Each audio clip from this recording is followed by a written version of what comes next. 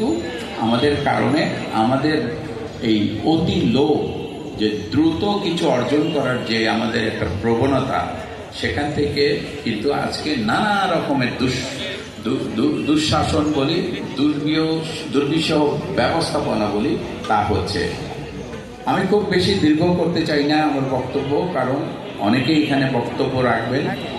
একটা কথাই বলবো, আমাদের প্রত্যেকেরই কিছু না কিছু ক্ষমতা আছে, তার সাথে মমতা মিশিয়ে আমরা যখনই এগিয়ে আসব, আমাদের এই দেশটা ভালো থাকবে, আমরা ভালো থাকবো, আমাদের ভবিষ্যৎ প্রজন্ম ভালো থাকবে।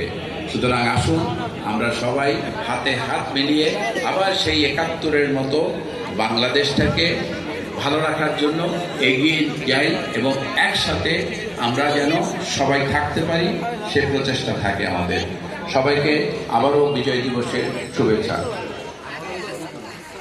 অসংখ্য ধন্যবাদ বীর মুক্তিযোদ্ধা মুকিত মজুমদারকে তার প্রাণোজ্জ্বল এবং উদ্দীপনামূলক বক্তব্য প্রদান করার জন্য।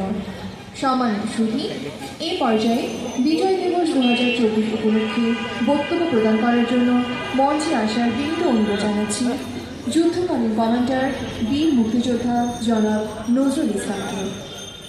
মঞ্চে আসছেন বীর মুক্তিযোদ্ধা জনাব নজরুল ইসলাম।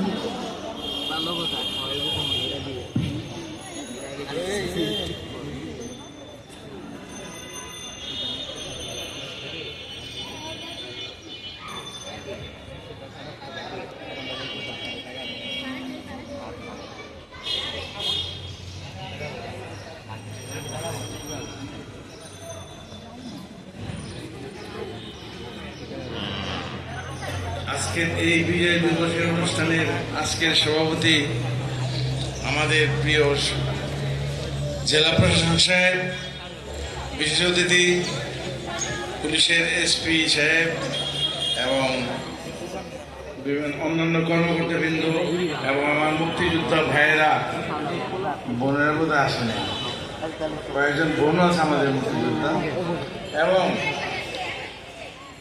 আমার প্রাণপ্রিয় ছাত্রছাত্রীবৃন্দ। আমি বক্তা নই, আমরা যুদ্ধ করেছি, বক্তৃতায় আমার পারদর্শী না, তবে চিন্তা করি নাই এই বয়সেও এখনো এরকম সম্বর্ধনা পাবো, সম্মান পাবো, এই আশায় আমরা কিন্তু যুদ্ধে যাইনি। আমরা যুদ্ধে গেছি দেশকে স্বাধীন করতে, কারণ আমরা এতই আমাদেরকে ঘৃণার চোখে দেখতেন পাকিস্তানিরা, চাকরির ক্ষেত্রে আমাদের কেরানি